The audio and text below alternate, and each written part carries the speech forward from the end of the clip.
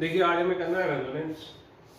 तो रेजोनेंस हम दो जगह पढ़ते हैं, एक हम पढ़ते हैं केमिकल बॉन्डिंग में, एक हम पढ़ते हैं ऑर्गेनिक में। ठीक, केमिकल बॉन्डिंग में केवल इसका इंट्रोडक्शन होता है, एक ही लेक्चर होता है। और ऑर्गेनिक में ये समझ लीजिए पूरी ऑर्गेनिक एक तरीके से रेजोनेंस पे ही टिकी हुई है। ठीक है, तो रेजोनेंस ऑर्गेनिक में जब आप पढ़ेंगे, जब भी ऑर्गेनिक का रेजोनेंस पढ़ेंगे तो पहला लेक्चर सेम ही होता है जो केमिकल बॉन्डिंग वाला है होता है। ठीक है, तो इसके बाद ऑर्गेनिक में हमें ये देखना बहुत जरूरी होता है कि कब रेजोनेंस हो रहा है और कब रेजोनेंस नहीं हो रहा। ये चीज केमिकल बॉन्डिंग में नहीं कराते हैं। ठीक है, तो देखिए रेजोनेंस क्या होता है, पहले लिखो, फटाफट लिखो। When a single Lewis structure can not explain when a single Lewis structure cannot explain all the properties of the molecule, then more than one Lewis structures is given. Then more than one Lewis structures are given, is नहीं R होना चाहिए। More than one Lewis structures are given, but none of the single Lewis structure can explain all the properties of a molecule. But none of the single Lewis structure alone can explain all the properties of molecule. Then the concept of resonance is applicable.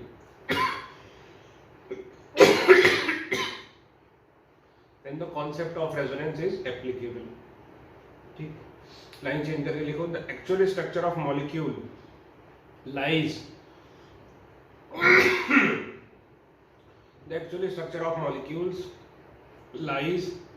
somewhere in between the various possible Lewis structures.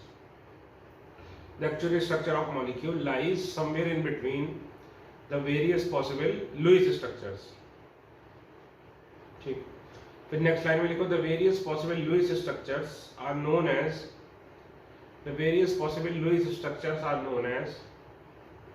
Resonating structures और contributing structures और canonical structures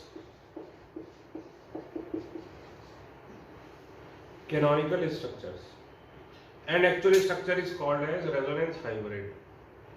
Actual structure is called as resonance hybrid. ठीक, paragraph change करके लिखो, resonating structures are hypothetical as they do not exist, but resonance hybrid is real and it exists in reality.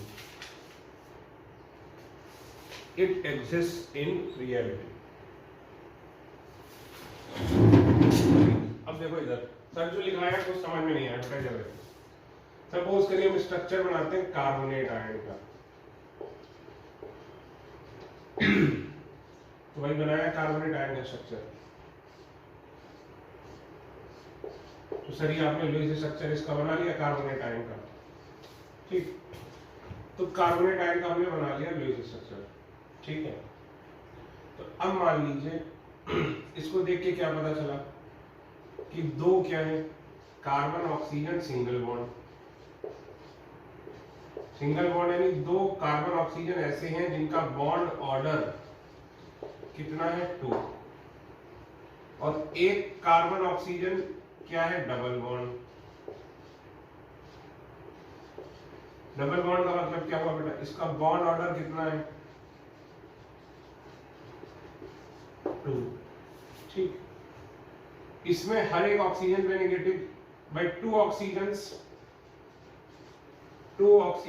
अभी लिखना नहीं, बस समझना है यूनिट नेगेटिव चार्ज का मतलब क्या हुआ, एक नेगेटिव। ठीक, और इसे क्या पता चल रहा है कि बेटा वन ऑक्सीजन इज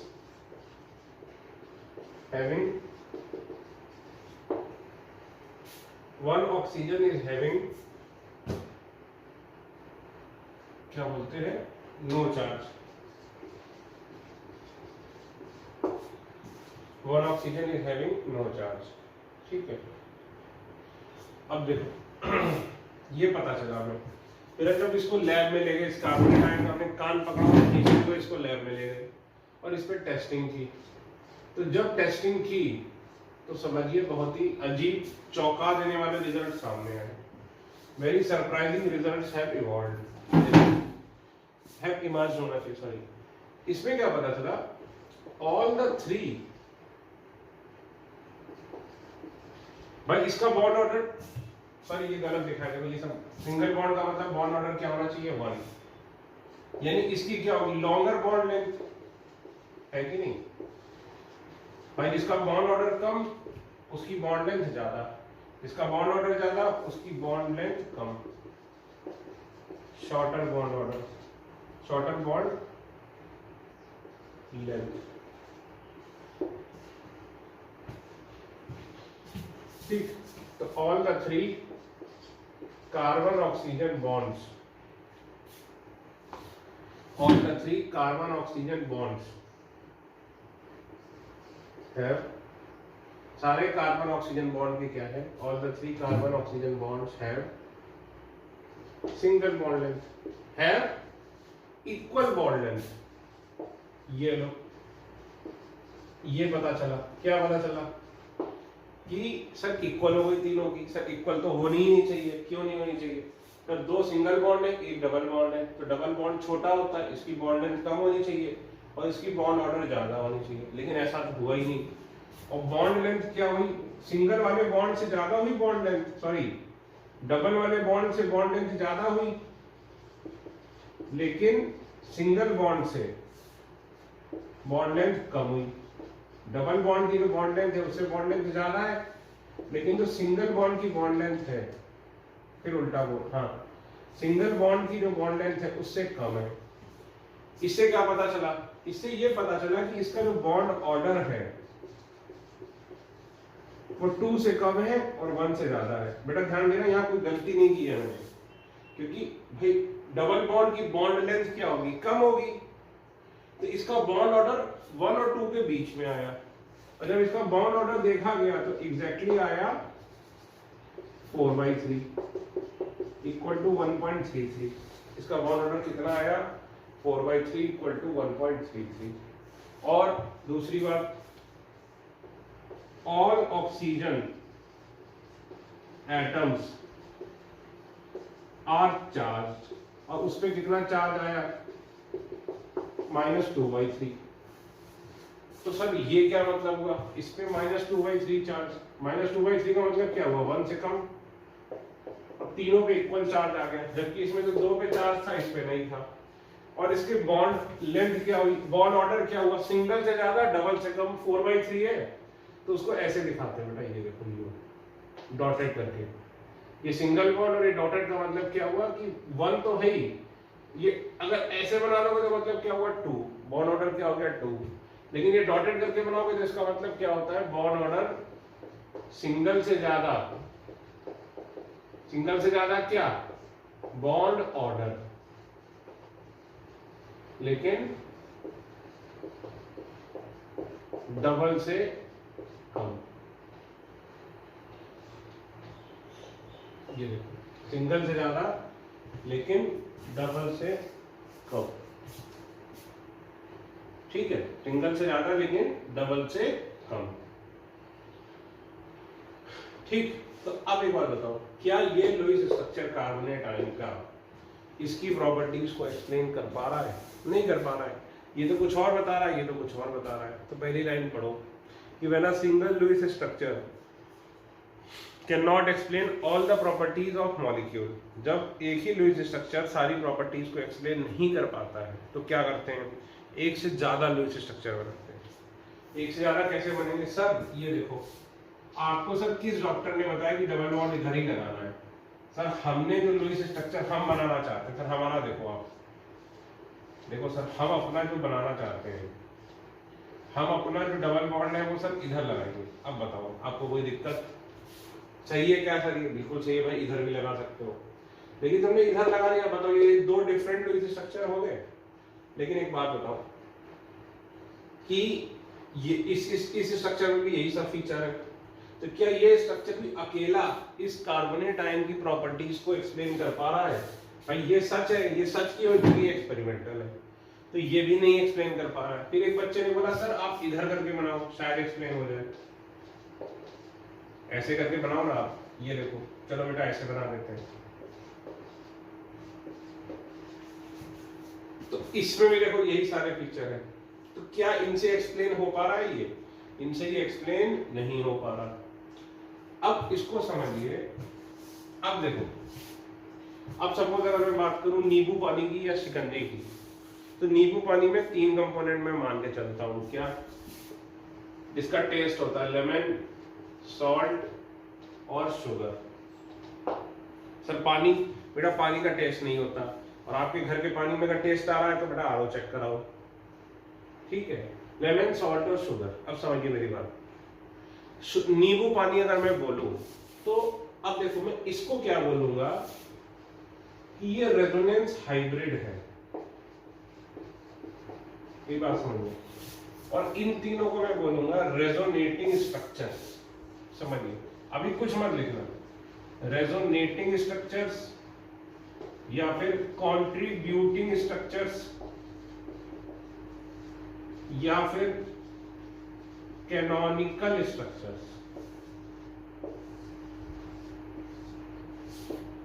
ठीक, और इसको बोलेंगे रेजोनेंस हाइब्रिड।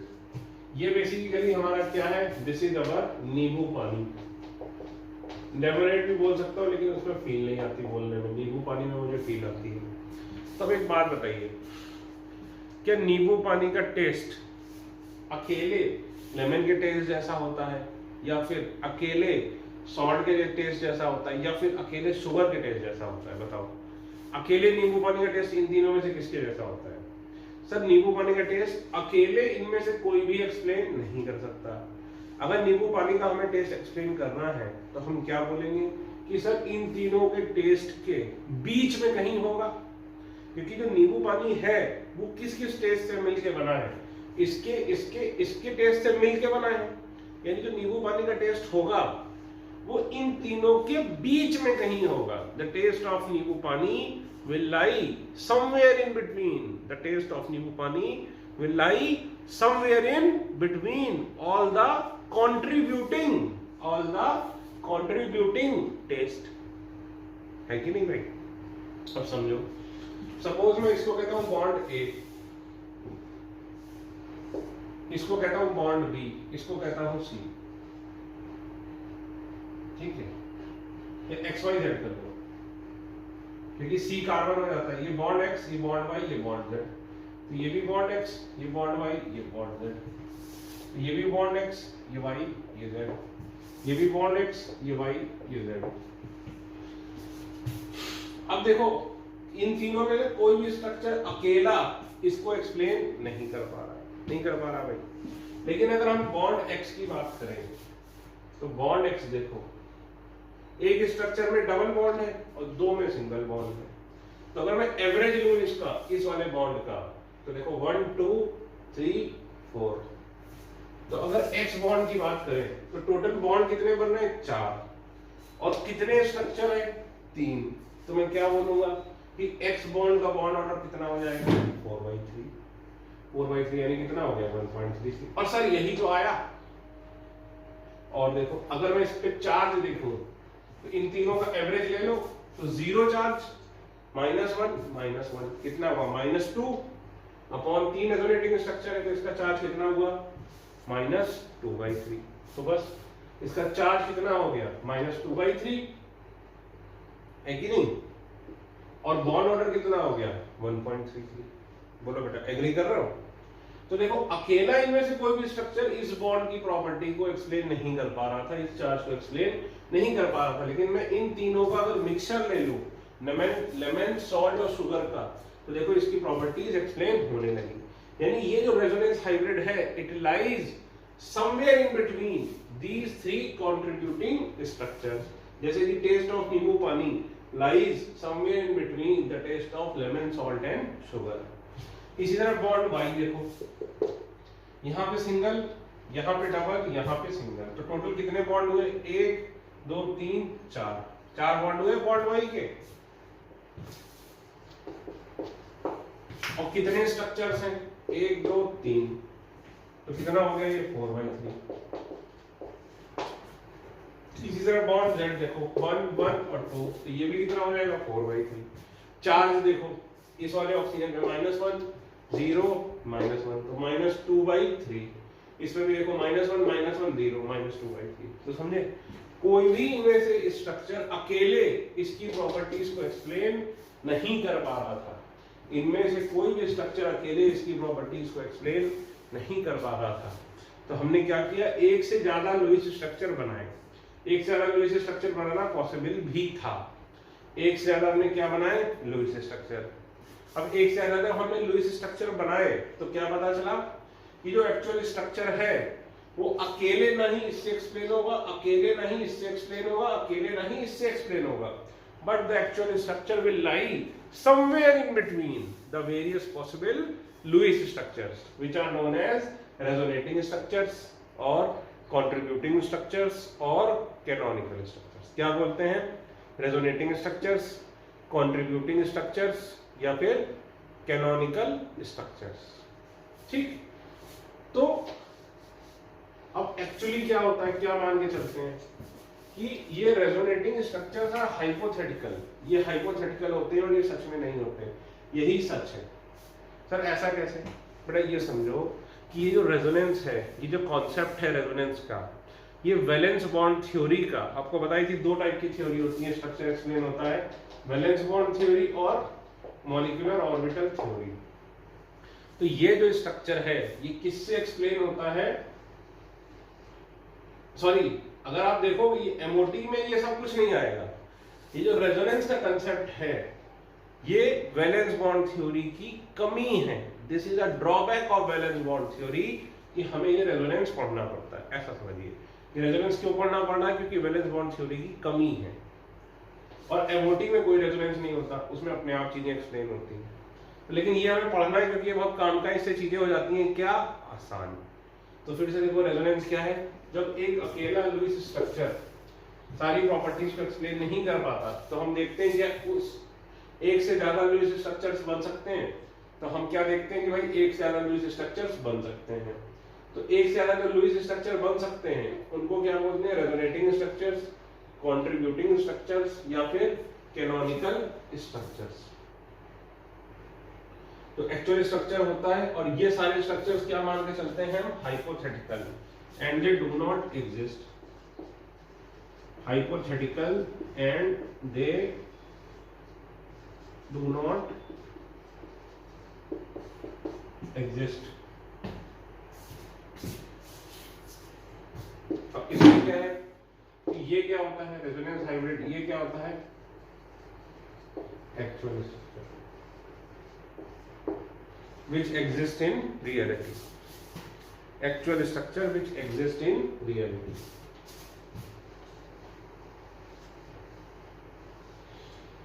ठीक है,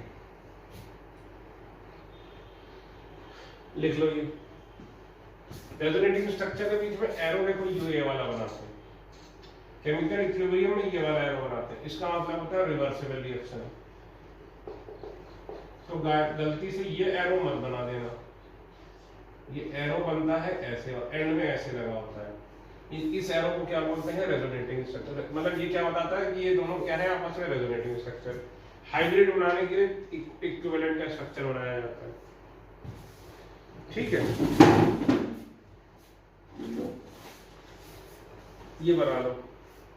ठीक, पॉज करो, बना लो, उसके बाद लिखो कि resonance is caused only due to pi electrons and not sigma electrons।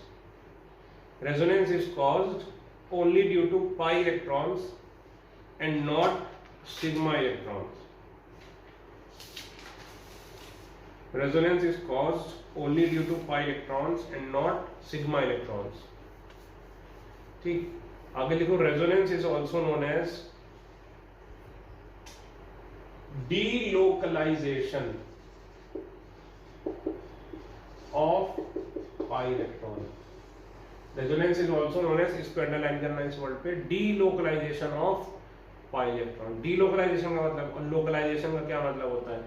Localisation मतलब एक ही जगह पर फिक्स हो। जैसे मैं इस समय लोकलाइज्ड हूँ, लोकलाइज्ड हूँ मतलब एक जगह बैठा हूँ, इसके जस्ट पहले मैं इधर इधर घूम रहा था तो मैं क्या हो रहा था? डीलोकलाइज्ड। लेकिन मैं यहाँ अभी क्या हूँ? मैं लोकलाइज्ड हूँ। जैसे ये पानी की बोतल है, पता नहीं दिख रही है कि नहीं कैमरे में, अब ये पानी की बोतल देखो लोकलाइज्ड है अपनी जगह पर, लेकिन अगर मैं इसको पानी की बोतल को ऐसे ऐसे ऐसे ऐसे ऐसे ये करने लगूँ तो अब मैं क्या बनूंगा?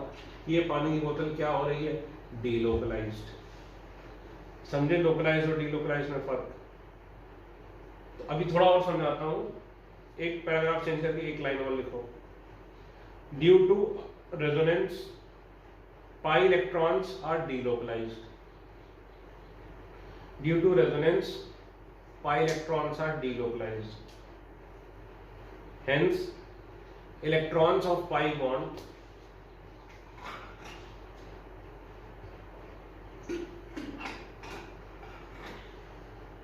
hence electrons of pi bond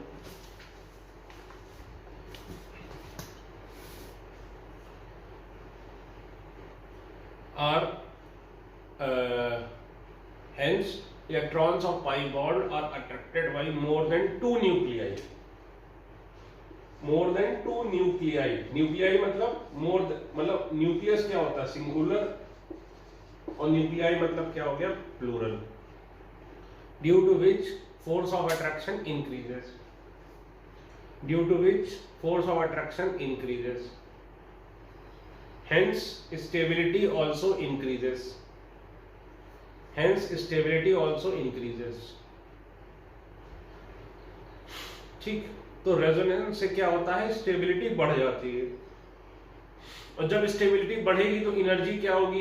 energy release होगी। Hence energy will be released. This energy will be known as resonance energy. This energy will be known as resonance energy. सब कुछ नहीं समझ में आया बेटा? देखो इधर, अभी समझाया नहीं तो समझ में कहां से आएगा? अगर सपोज रेजोनेंस ना होता, अब देखो ये पाई इलेक्ट्रॉन्स है, अगर रेजोनेंस ना होता तो इस पाई इलेक्ट्रॉन को कितने न्यूक्लियस अट्रैक्ट करते? दो।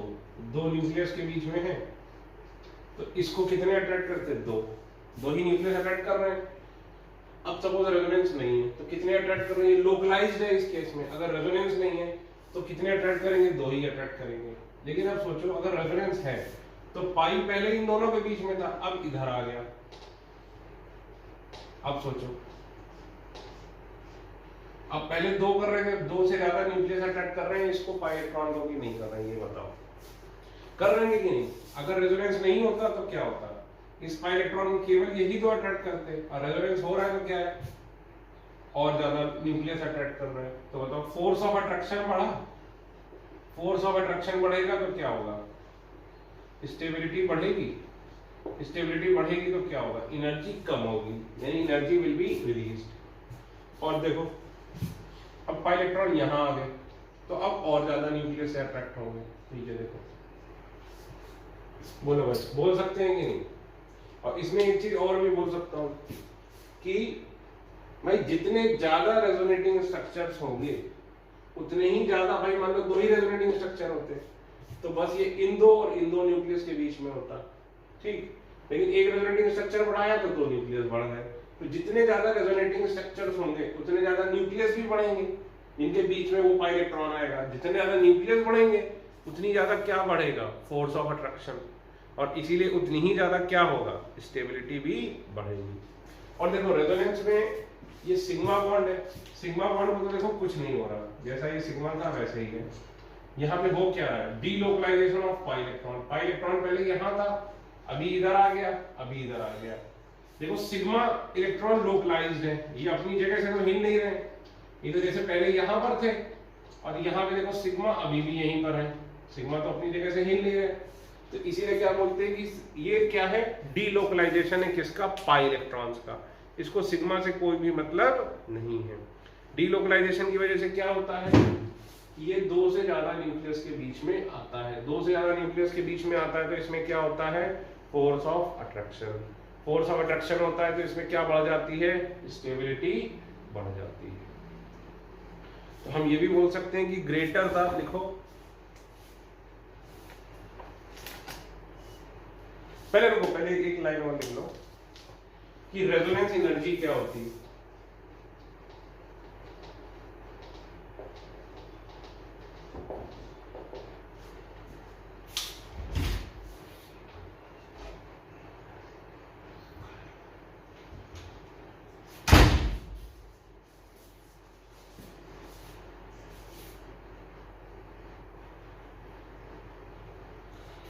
देखो रेजोनेंस एनर्जी क्या होती है, energy of resonance hybrid, energy of resonance hybrid minus energy of most stable resonating structure.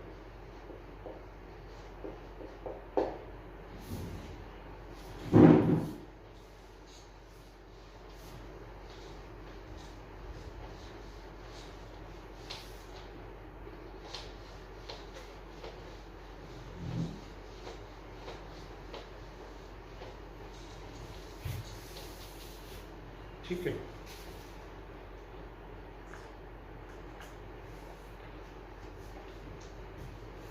अब देखो रेजोनेंस हाइब्रिड सबसे ज्यादा स्टेबल है,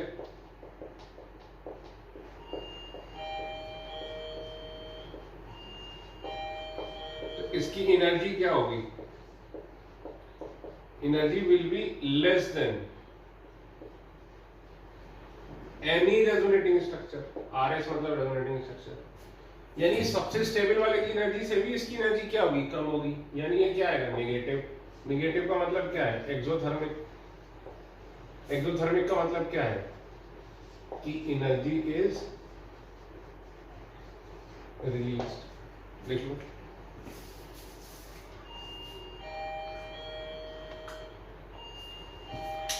लिखो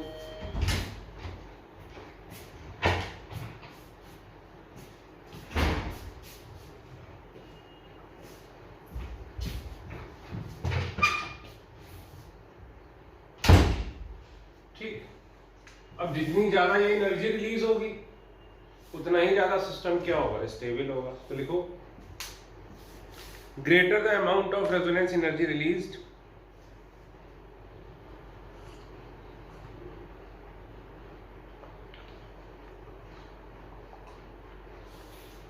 greater the amount of resonance energy released, more is the stability of the system. More is the stability of the system. आगे लिख लो, generally more the number of resonating structures, more the number of resonating structures,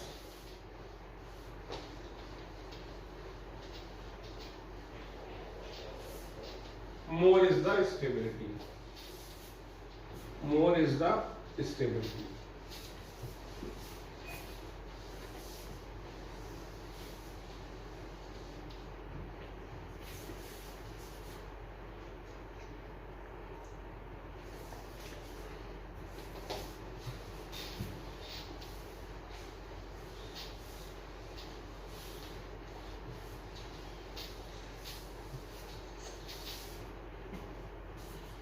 ठीक, देखो मतलब क्या है इसका,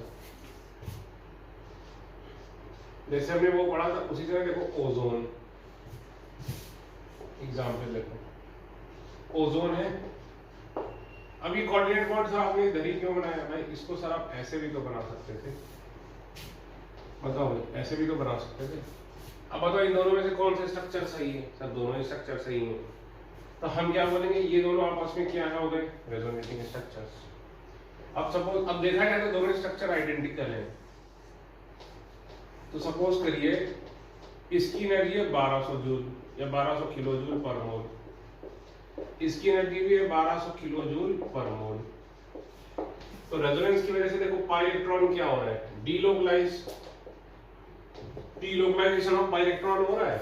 तो force of attraction बढ़ेगा तो स्टेबिलिटी बढ़ेगी। अब देखा जाए तो इसका बॉन्ड ऑर्डर क्या हुआ, यहाँ 2 है यहाँ 1 है, तो 1 और 2 के बीच में होगा। इधर भी ऐसे ही होगा, 1 और 2 के बीच में, यहाँ 2 यहाँ 1, तो इसको हम क्या बोलेंगे, रेजोनेंस हाइब्रिड। तो फिर भी बात, इसकी क्या होगी, एनर्जी रिलीज होगी। सपोज इसकी एनर्जी है 1000 किलो जूल पर मोल, इससे कम है। आपको इतनी बार बता चुके हैं कि energy is inversely proportional to stability. इसकी एनर्जी कम है यानी इसकी स्टेबिलिटी क्या है, ज्यादा है, 1000 किलो जूल पर मोल। तो इसमें 200 किलो जूल क्या हुई पर मोल, एनर्जी इज रिलीज। तो हम बोलेंगे क्या कि यही क्या है हमारी resonance energy. This is our resonance energy. ठीक, तो ये एग्जांपल लिख लो। तो रेजोनेंस एनर्जी हुई कितनी, अगर आपने ये लिखना है तो हम क्या बोलेंगे भाई, हाइब्रिड की कितनी एनर्जी है 1000 किलो जूल, और इसकी कितनी एनर्जी है 1200 किलो जूल, तो -200 किलो जूल पर मोल। तो नेगेटिव साइन क्या बताता है, negative sign indicates that energy is released and not absorbed. लिख लो, negative sign indicates that energy is released and not absorbed.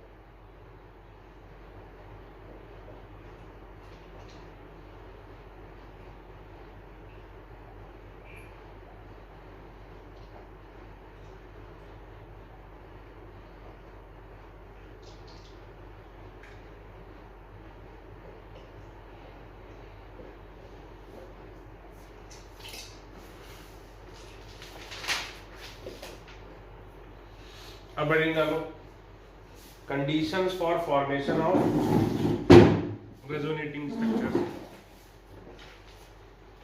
Conditions for formation of resonating structures, तो उसमें लिखो रेजोनेटिंग स्ट्रक्चर्स। पहला point, should differ only in position of pi electron. ध्यान रखना resonating structure वही है जिसमें सिग्मा इलेक्ट्रॉन की पोजीशन चेंज नहीं हुई। सिग्मा इलेक्ट्रॉन की पोजीशन चेंज नहीं हुई मतलब कि उसमें एटम्स ने भी अपनी पोजीशन चेंज नहीं की है, ये ध्यान रखना।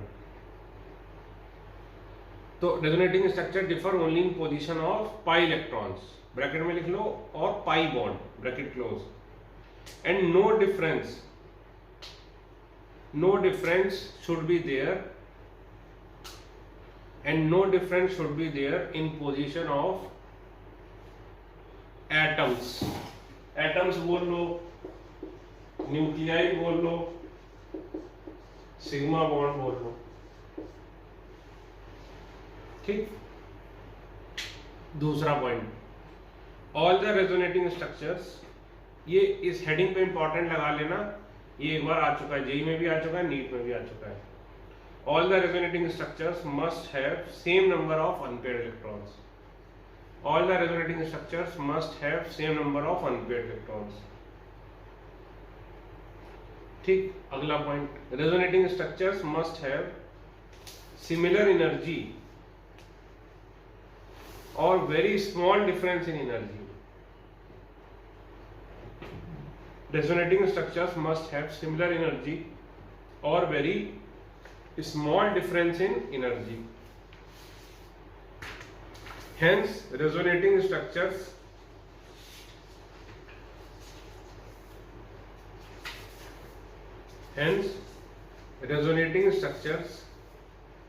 with very high energy are neglected.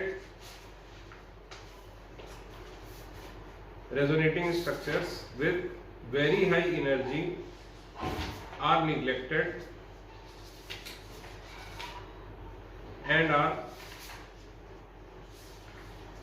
not considered, and are not considered.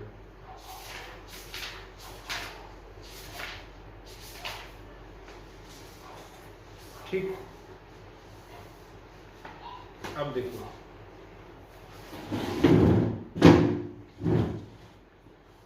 अब ऑर्गेनिक में ये देखना बहुत जरूरी है कि रेजोनेंस कब हो रहा है और रेजोनेंस कब नहीं हो रहा। ठीक है, तो इसके लिए हमें पढ़ने पड़ेंगे क्या, 7 फॉर्मेट। कब रेजोनेंस हो रहा है, कब रेजोनेंस नहीं हो रहा, इसके लिए हमें पढ़ने पड़ेंगे 7 फॉर्मेट्स। समझे ना, we have to study 7 formats, कब रेजोनेंस हो रहा है और कब रेजोनेंस नहीं हो रहा। ठीक, तो 7 में से मैं आपको आज 2 कराऊंगा फॉर्मेट। ठीक, तो लिखो फॉर्मेट्स ऑफ रेजोनेंस।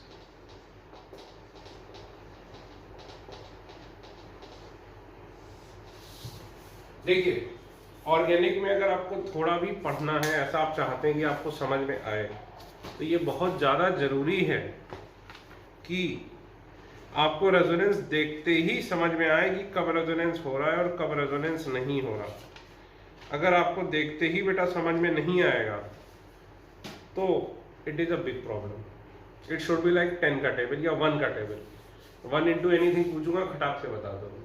उसी तरह रेजोनेंस देखते ही फील आनी चाहिए कि हाँ इसमें ये रेजोनेंस है। देखो फर्स्ट फॉर्मेट,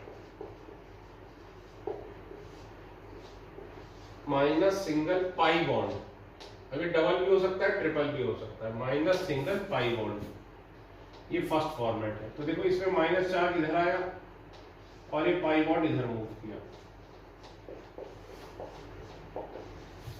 ठीक, या फिर इसको इधर से भी देख सकते हो। फिर क्या सारे एटम कार्बन होना चाहिए? बेटा कार्बन से कोई मतलब नहीं है, मैंने कार्बन बस बना दिया। ये ऑक्सीजन भी हो सकता है, कुछ भी हो सकता है। अब देखो जैसे देखो माइनस सिंगल पाई बॉन्ड, तो ये ऐसे भी हो सकता है।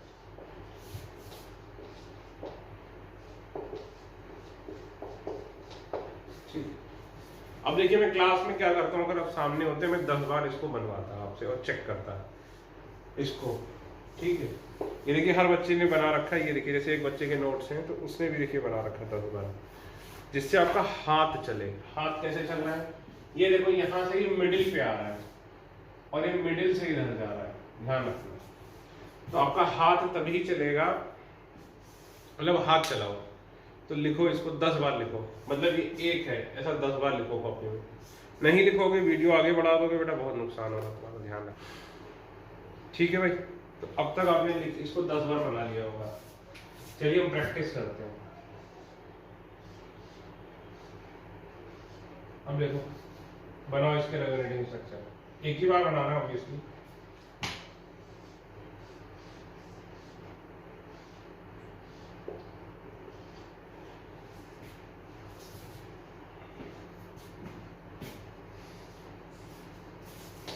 बेटा ये बिल्कुल उंगलियों को याद होना चाहिए। मैं तो सजेस्ट करूंगा कि ये 20 बार बना लो, कोई बहुत बड़ी बात नहीं है। अगर भलाई चाहते हो अपनी तो 20 बार बना लेना। अब ये देखो ये मैं लाइन स्ट्रक्चर में बनवा रहा हूं आपसे, क्योंकि ऑर्गेनिक में मेन आप लाइन स्ट्रक्चर ही देखोगे। तो ये देखो माइनस सिंगल डबल, तो ये इधर आया, ये इधर आया,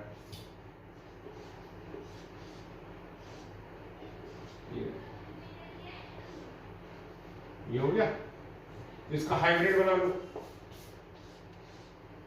देखो बॉन्ड ऑर्डर सिंगल से ज्यादा, डबल से कम, और चार्ज भी डेल्टा माइनस डेल्टा माइनस। ठीक, अभी देखो minus single double single double, तो ये देखो हमारा फॉर्मेट दिख रहा है यहाँ पे, माइनस सिंगल डबल।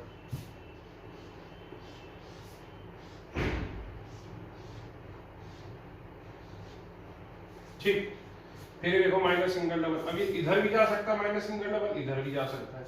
इधर जाएगा तो देखो ये बनेगा, और इधर जाएगा अगर,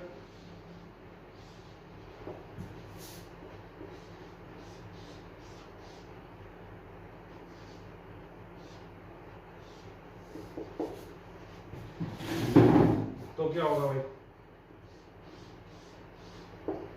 तो अब देखो इसका लाइन स्ट्रक्चर कैसे बनेगा, बॉन्ड लाइन ऐसा बनेगा, और माइनस यहाँ पे डेल्टा माइनस, यहाँ पे डेल्टा माइनस, ये हाइब्रिड हो गया।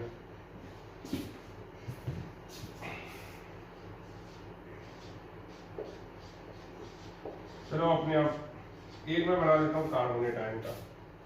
ठीक, अब देखो माइनस सिंगल डबल, तो ये अब इधर से भी बन सकता था माइनस सिंगल डबल, मैंने इधर से बना दिया बस। सर आपने इधर से क्यों बनाया? अरे भाई मैं राइट हैंडेड हूँ तो ये मुझे आसान पड़ रहा है, ये लेफ्ट हैंडेड हूँ तो अब जो लेफ्ट हैंडेड होगा वो इधर से बनाएगा बाय डिफॉल्ट। आप कहीं से भी शुरू करो। अब देखो माइनस सिंगल डबल आ गया, इधर से भी माइनस सिंगल डबल, इधर से भी माइनस सिंगल डबल। अगर ये वाला बनाओगे तो क्या होगा, फिर से यही वाला बन जाएगा। अगर ये बनाओगे तो ये फिर से यही बन जाएगा।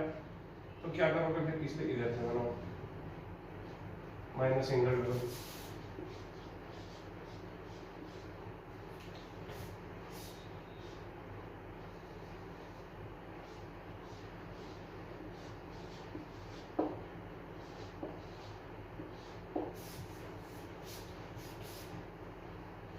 ठीक है, ये बन जाएगा। इसका क्या बना लो अब देखो, और नहीं बनेगा क्योंकि इधर से माइनस सिंगल डबल बनाओगे तो क्या होगा, कौन सा स्ट्रक्चर बन जाएगा, फर्स्ट वाला। और अगर यहां से माइनस सिंगल डबल बनाओगे तो कौन सा बन जाएगा, सेकंड वाला। ठीक है, तो अब यहाँ पे इसकी सेवा समाप्त हो गई, तो बस इसका हाइब्रिड बना लो। ये देखो अब डेल्टा माइनस आएगा सब पे, -2/3। ये बॉन्ड ऑर्डर, इसका मतलब क्या हुआ, सिंगल से ज्यादा डबल से कम। अब चलो इनके रेजोनेटिंग स्ट्रक्चर्स बनाओ।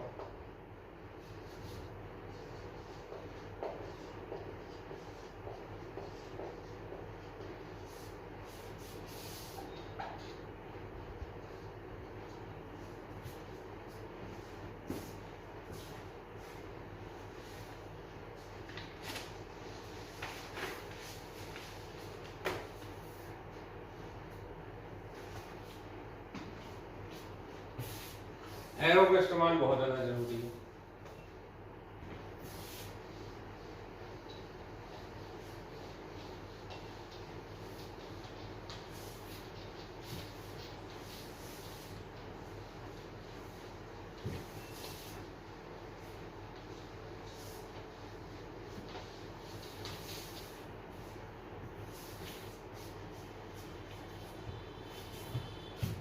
बताओ भाई CnO4-।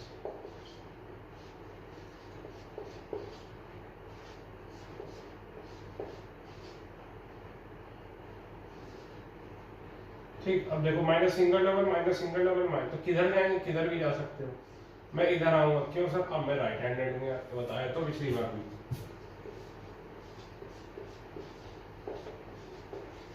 ये इधर नहीं, ये इधर और ये ऐसे। अब देखो माइनस सिंगल डबल, ये ऊपर जाएगा नहीं, ऊपर जाएगा तो यही बन जाएगा, इसको इधर ले आएगा।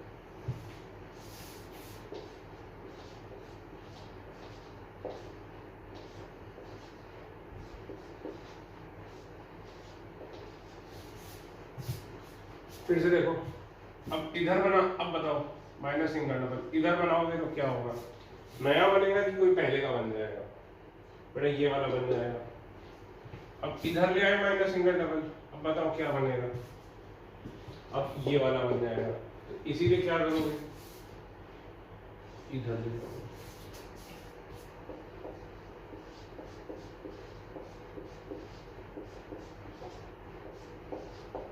अब देखो इसको किधर भी ले जाओ, इधर इधर इधर, ऑलरेडी वो बना चुके हैं, देख लेना। तो इसका हाइब्रिड कैसा बन जाएगा, ये देखो।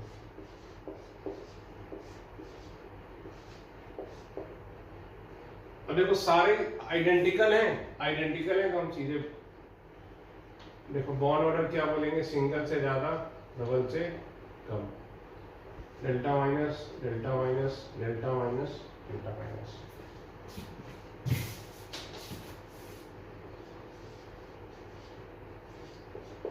PO4 3-।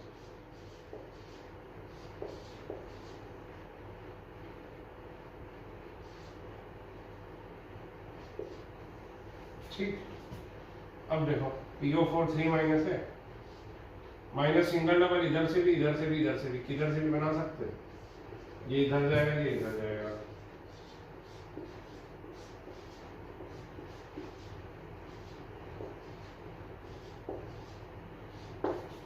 अब देखो इन दोनों में से किसी को भी ले लो, इन तीनों में से ये वाला तो बनाओगे नहीं क्योंकि ऑलरेडी ये बनाओगे तो ये वाला आ जाएगा।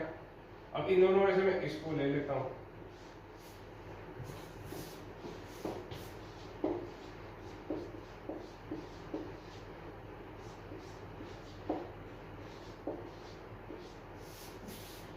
ये देखो ठीक। अब देखो, अब कोई भी ले सकते हो, बताओ ये वाला लोगे तो क्या होगा, सेकंड वाला बन जाएगा। ये वाला लोगे तो बताओ क्या होगा, कौन सा बन जाएगा, फर्स्ट वाला। अब हम कौन सा लेंगे, ये वाला।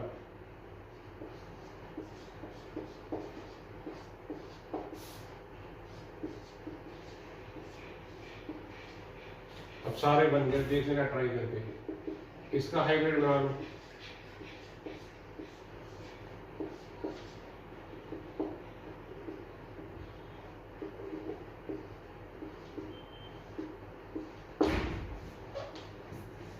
ठीक है भाई,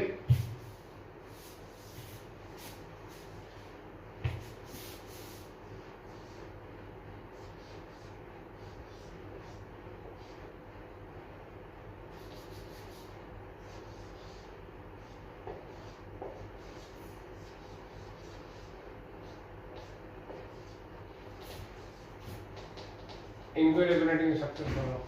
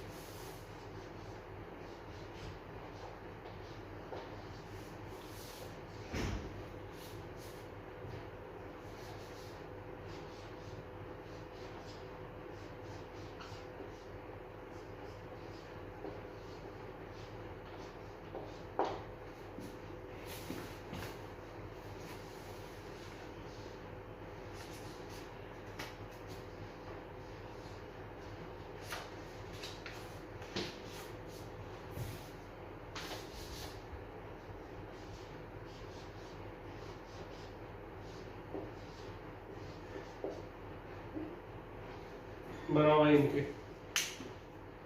तो तरीका है कि मुझे पॉज करो, मतलब मुझे नहीं पॉज करो, वीडियो पॉज करो और मान लो फिर 6 वाला बनाओ।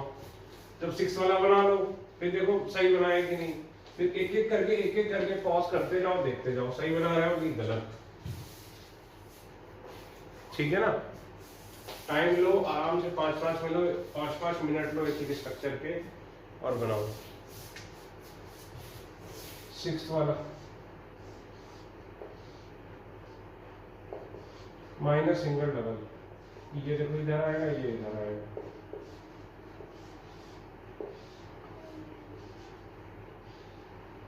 देखो माइनस सिंगल डबल,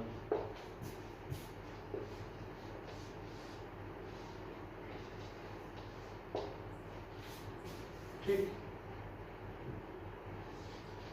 देखो माइनस सिंगल डबल, ओरिजिनल आ गया। देखो सेम एज फर्स्ट, ये सेम एज फर्स्ट आ गया, यानी इसके कितने रेजोनेटिंग स्ट्रक्चर बनेंगे, 3। अब फर्दर घुमाने की जरूरत नहीं है। इसका हाइब्रिड बनाओगे तो देखो ऐसे बनाओगे, ये देखो ऐसे करके, इस पे भी ऐसे करके बनाओगे। तो अब इसका तरीका क्या होता है इसको दिखाने का, इतनी मेहनत कौन करे, तो एक तरीके से इसको क्या बोलते हैं, साइक्लिक डीलोकलाइजेशन।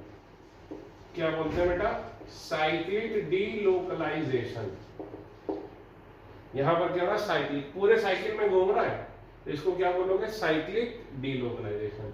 और इसका तरीका क्या होता है, इस तरह से दिखा देते हैं। अब ये सर्कल बना देते हैं, अब ये डॉटेड भी हो सकता है और फुल सर्कल भी हो सकता है, समझे ना। तो ये बनाना ज्यादा आसान है, इस तरह से बना देते हैं। अब 7 वाला ट्राई करो, फिर देखना जो मैं बना रहा हूं, पॉज करो और बनाओ 7 वाला। ठीक, अब देखो माइनस सिंगल डबल,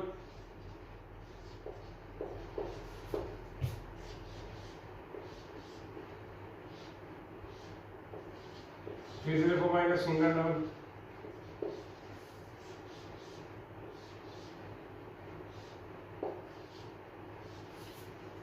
फिर से देखो माइनस सिंगल डबल,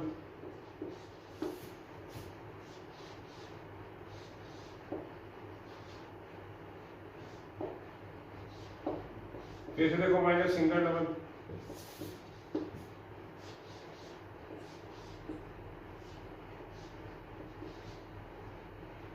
फिर से देखो माइनस सिंगल डबल,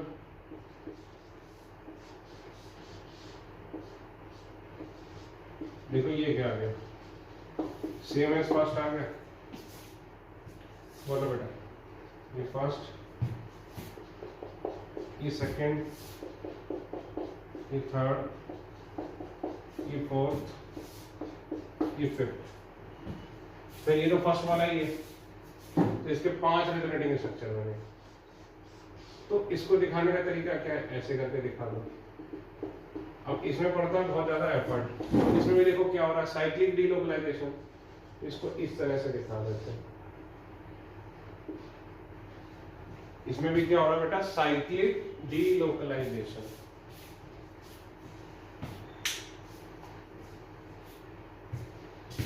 ठीक है, अब अगला बनाओ।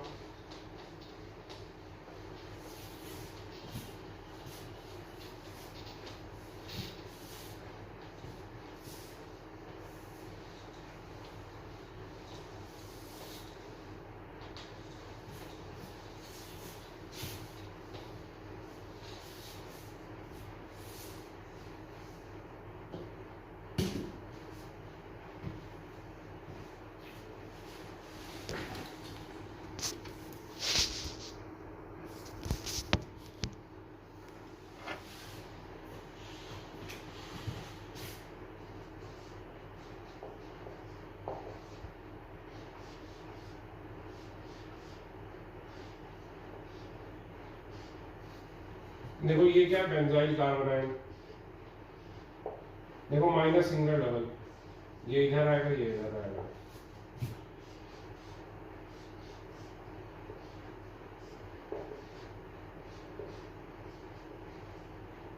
फिर ये देखो माइनस सिंगल डबल,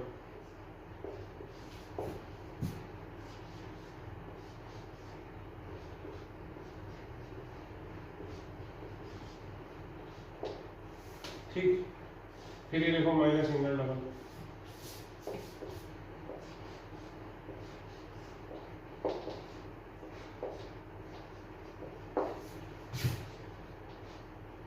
फिर ये देखो माइनस सिंगल डबल,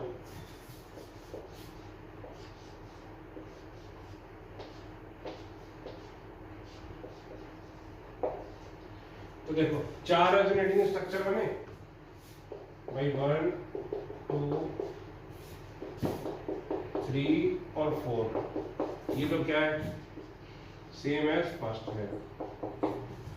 ठीक, अब एक बार बताओ, क्या इसमें नेगेटिव चार्ज हर एक एटम पे आया या ऑर्थो और पैरा पे आया? ये ऑर्थो होता है, ये मेटा होता है, ये पैरा होता है। तो देखो जब इसका हाइब्रिड बनाओगे, ये बना दोगे, इसका मतलब क्या है, साइक्लिक डीलोकलाइजेशन। और चार्ज यहां पर अंदर माइनस नहीं रख सकते, क्यों? अंदर माइनस रखने का क्या मतलब है, हर एक एटम पे आ रहा है। लेकिन इसमें चार्ज देखो कहां पर आ रहा है, ऑर्थो और पैरा पे, इसलिए देखो इसका ऐसे बन जाएगा, समझे ना, रेजोनेंस हाइब्रिड। मेरी सलाह है कि ये आप कम से कम 10 बार प्रैक्टिस करो, ये आपका 30 सेकेंड्स के अंदर बन जाना चाहिए, विद इन 30 सेकेंड्स। अब 9th वाला देखो,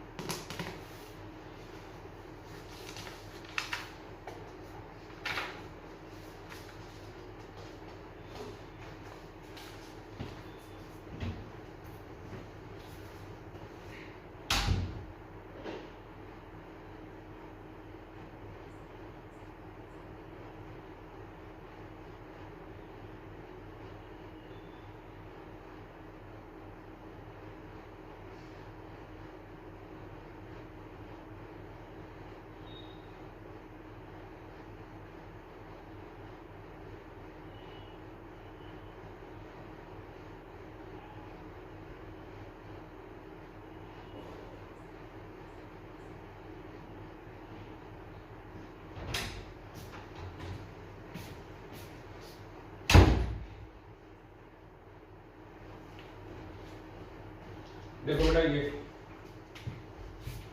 माइनस सिंगल डबल,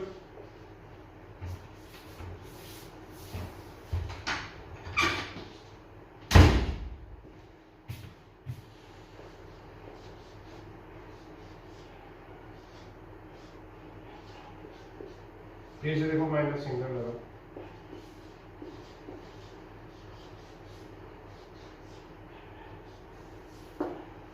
ठीक। तो देखो इसका हाइब्रिड कैसे बनेगा, देखो ये सबका बॉन्ड ऑर्डर क्या होगा, सिंगल से ज्यादा डबल से कम, यहां से यहां तक, यहां से यहां तक आ रहा है रेजोनेंस, यहाँ डेल्टा माइनस, यहाँ डेल्टा माइनस, यहाँ डेल्टा माइनस, ठीक है। 10th वाला देखो,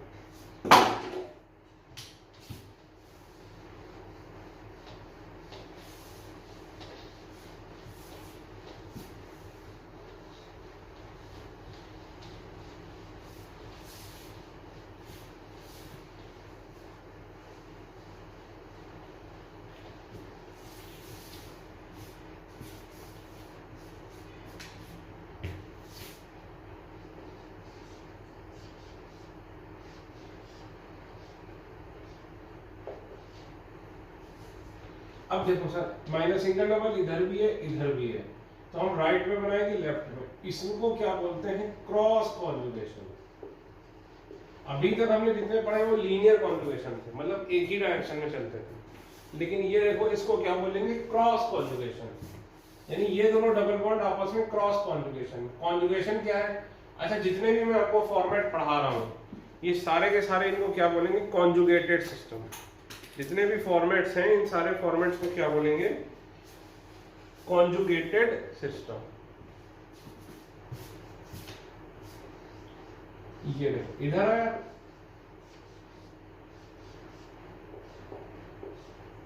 एक तो ये बना, या फिर क्या हो सकता था, ये इधर आ सकता था,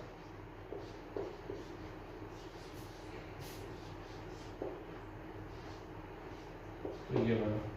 अब इसका हाइब्रिड कैसे बनाओगे, ये देखो, यानी इतना हिस्सा रेजोनेंस में है और इसमें नेगेटिव चार्ज यहां आ सकता है, यहां आ सकता है और यहां आ सकता है, ठीक। 11th वाला देखो,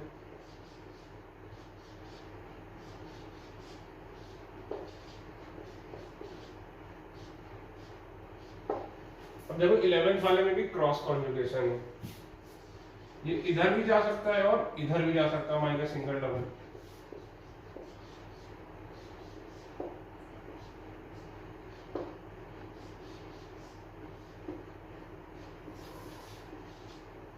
ठीक।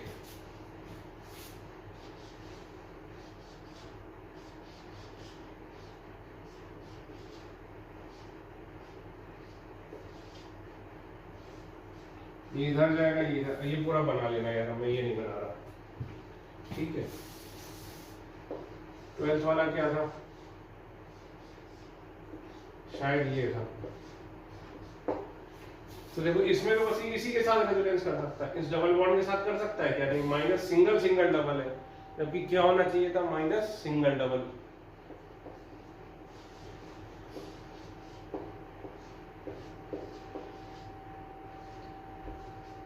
बस खत्म, ठीक है।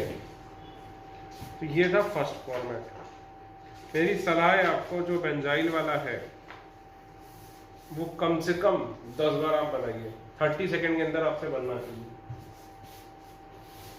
और एक और सलाह है कि भाई अगर अपना भला चाहते हो तो ये जितने मैंने एग्जाम्पल अभी कराए हैं या जितने भी फॉर्मेट्स में एग्जाम्पल कराऊंगा, कम से कम एक बार और लिख के बना लेना,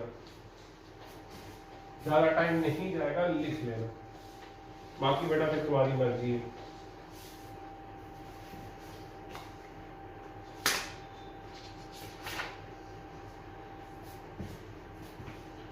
अब देखो second format, lone pair single pi bond. अब जेड क्या है, कोई भी एटम इसके पास क्या है, लोन पेयर। ये लोन पेयर इसके इधर आया मिडिल में, ये इधर आया, इस पे माइनस, इस पे क्या आ जाएगा प्लस।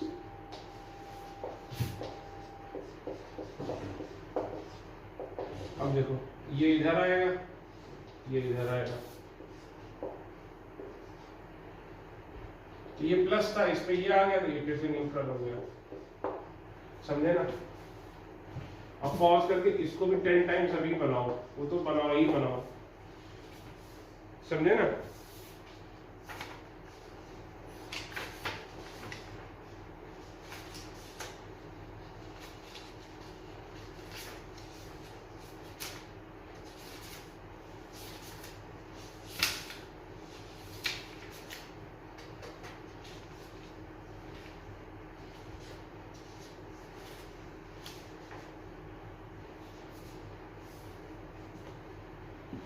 ठीक, question draw the resonating structure. अब इसको 10 बार बनाने के बाद क्वेश्चन लिखो। Draw the resonating structures of vinyl amine, vinyl alcohol, vinyl chloride. Pause करो और बनाओ। अब देखो विनाइल क्या होता था बेटा, ये ग्रुप क्या होता था विनाइल, तो विनाइल एमाइन क्या होगी, यहाँ पर NH2। विनाइल अल्कोहल क्या होगा, यहाँ पर OH। विनाइल क्लोराइड कौन सी होगी, यहाँ पर Cl। इसके पास लोन पेयर होता है, ये देखो इधर आएगा, ये इधर आएगा।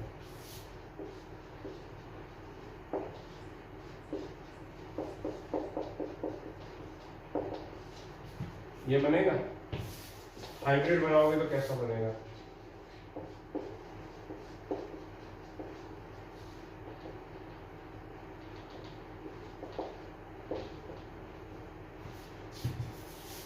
इसी तरह ये देखो लोन पेयर सिंगल डबल, मतलब वैसे असली फॉर्मेट क्या है, lone pair single pi bond.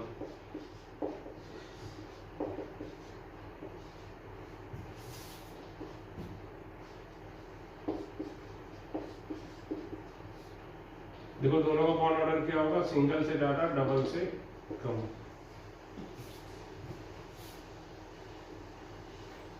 Lone pair single double,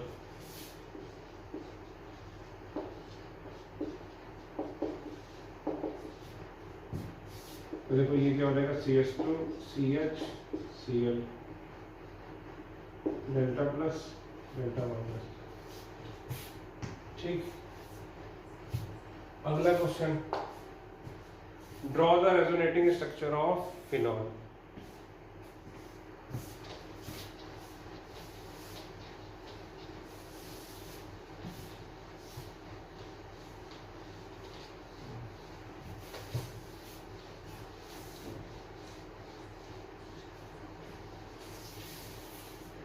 Draw the resonating structures of phenol.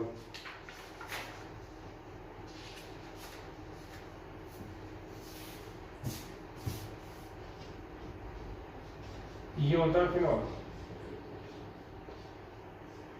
इसके पास लोन पेयर है, तो देखो लोन पेयर सिंगल डबल, यहां पर माइनस,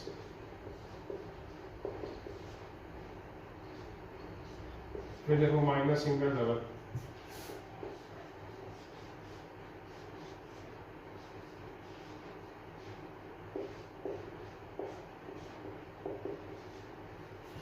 फिर देखो माइनस सिंगल डबल,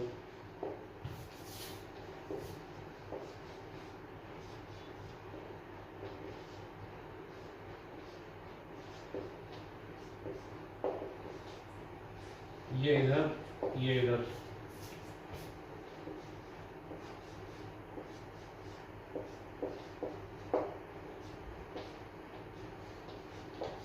देखो ये 1 है, ये 2, ये 3, ये 4, ये 5, तो ये क्या हो गया, सेम है, स्पष्ट हो गया। ठीक, इसका हाइब्रिड बनाओगे तो क्या होगा, ये delta minus delta minus delta minus delta plus. अब देखो हो क्या रहा है, अब समझिए कंसेप्ट। ऑक्सीजन यहाँ पर लोन पेयर के थ्रू इलेक्ट्रॉन रिंग के अंदर भेज रहा है, इलेक्ट्रॉन रिंग के अंदर भेज रहा है कि नहीं, बताओ। यहां पर क्या कह रहा है, लोन पेयर के थ्रू ऑक्सीजन अपने इलेक्ट्रॉन क्या कर रहा है, रिंग के अंदर भेज रहा है। रिंग के अंदर भेजने से क्या होगा, इलेक्ट्रॉन डेंसिटी बढ़ रही है, कहां पर, ऑर्थो और पैरा पोजीशन पर बढ़ रही है कि नहीं, क्योंकि ऑर्थो और पैरा पोजीशन में क्या आ रहा है, डेल्टा माइनस। ठीक है, अब देखो आपका होमवर्क क्या है, जैसे मैंने OH लगाया उसी तरह आप ये लगाइए बेंजीन पर,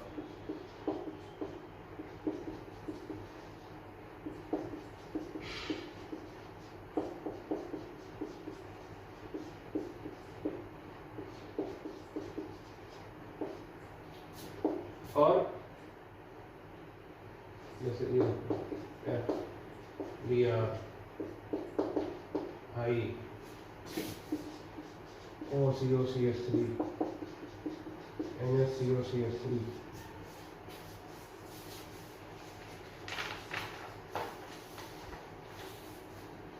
अब आपको होमवर्क क्या है, ये सारे ग्रुप आप बेंजीन के ऊपर लगाएंगे और उसके रेजोनेटिंग स्ट्रक्चर बनाएंगे। एक मैंने करा दिया है, तो आपके पास कितने बनाने को गए, एक तो बना ही दिया है, तो 1 2 3 4 5 6 7 8 9 10 11 12 13, तो ये 13 आप बनाएंगे, तब आप अगला लेक्चर देखने के काबिल होंगे। अगर बिल्कुल सेम टू सेम बनेगा, नहीं बना पाओगे तो बेटा अगला लेक्चर फिर तुम्हारे ऑर्गेनिक समझ में आना कम होता चला जाएगा, इस बात की गारंटी है। इसीलिए मैं आगे बढ़ नहीं रहा हूँ कि जब तक ये तुम्हें ना क्लियर हो मैं आगे ना बढ़ूँ, ठीक है। और अगला लेक्चर देखने के पहले केमिकल बॉन्डिंग में बैक बॉन्डिंग कराया था, उसको भी रिवाइज कर लेना, ठीक है भाई। Thank you.